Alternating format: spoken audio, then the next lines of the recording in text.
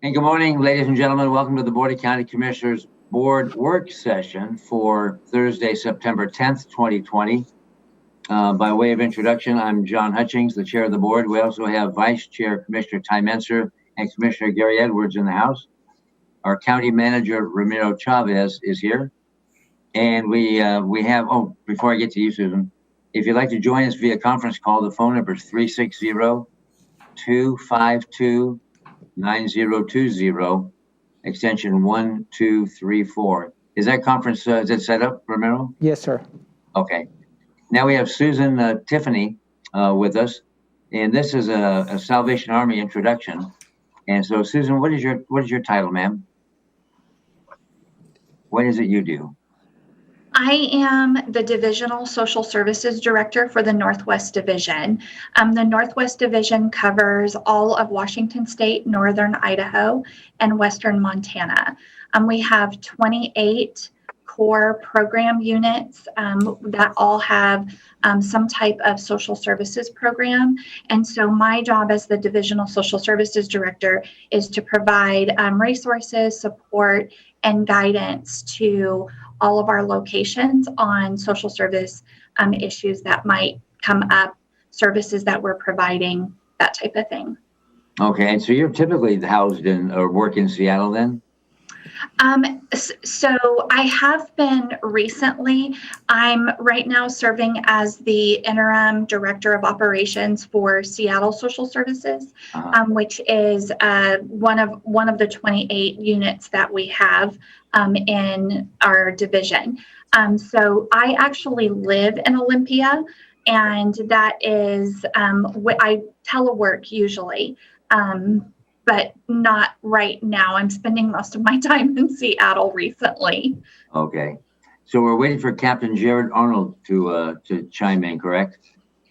As far as you know, okay, and we'll have a chat with him and welcome him to Olympia and such. Are you texting him to find out where he might be if he's having any technical difficulties? Okay, so we'll be just on a bit of a pause. Yeah, you're muted. Good. I had the opportunity to meet with Captain Arnold, Jared Arnold, very nice, down-to-earth man. I met him about 6 weeks ago with Keely Marino and with Teal, I think, is Olympia's homeless coordinator as well. And we had a very good meeting. So I'm anxious for you folks, you guys, my seatmates, and Ramiro to meet him and see how we can work together. And he'll give us a design or a schematic of what their plan is for the Salvation Army, how they're changing focus with some of their challenges, and where they hope to really have an impact locally in our community.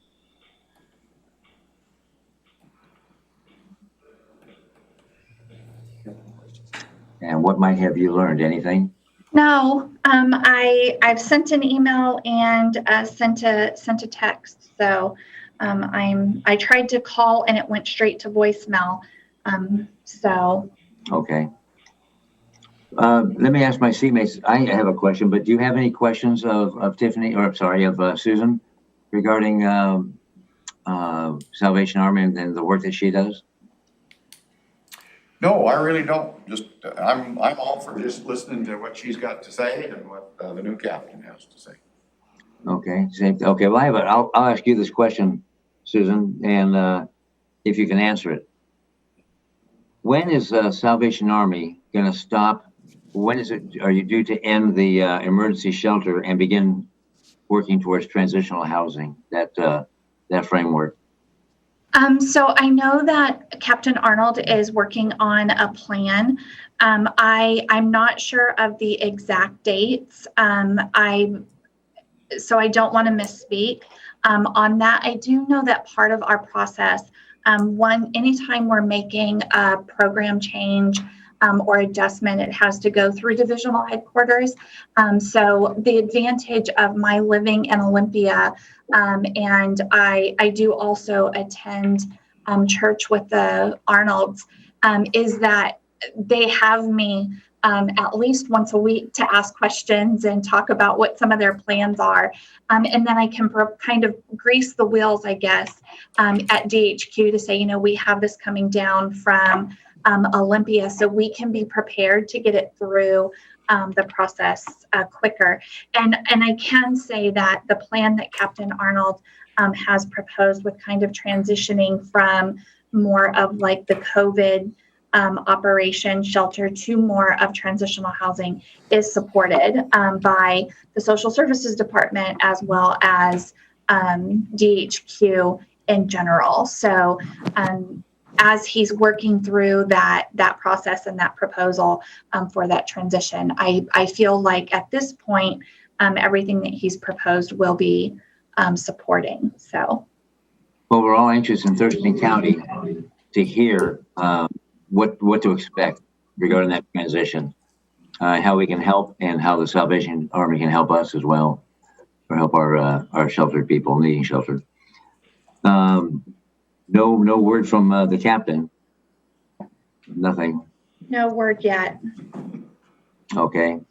And I'm going to turn one more time, circular-wise. Commissioner Messer, anything for Susan?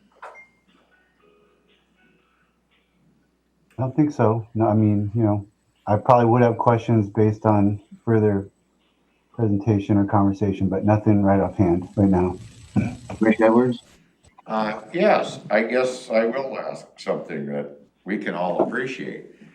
Don't feel bad if this doesn't work out for whatever reason, because I think we all appreciate the gift of time that we are so short of often. So even though, I mean, you might think, well, that was a bummer that it, you know, didn't work out for whatever reason.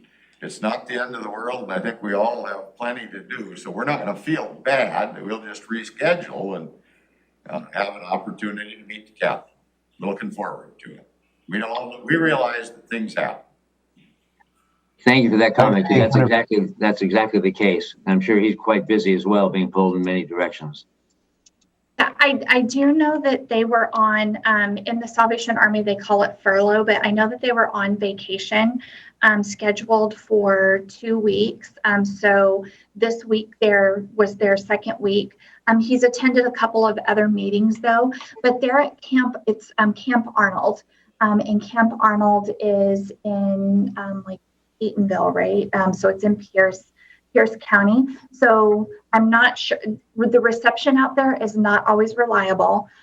So I know that is sometimes a challenge. So if they're still at Camp Arnold, they may be having problems getting on to the network and being able to join this meeting. So, but that's the most that I can offer at this time. I'm so sorry.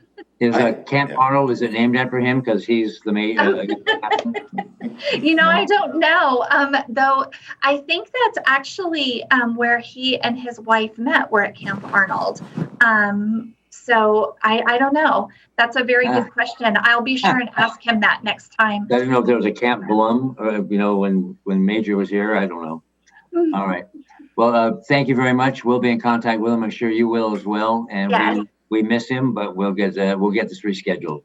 Yes, and thank you for the time. It was nice to meet all of you, and I'll be on the next call when it's scheduled. And you be careful with your commute. Yes, I will.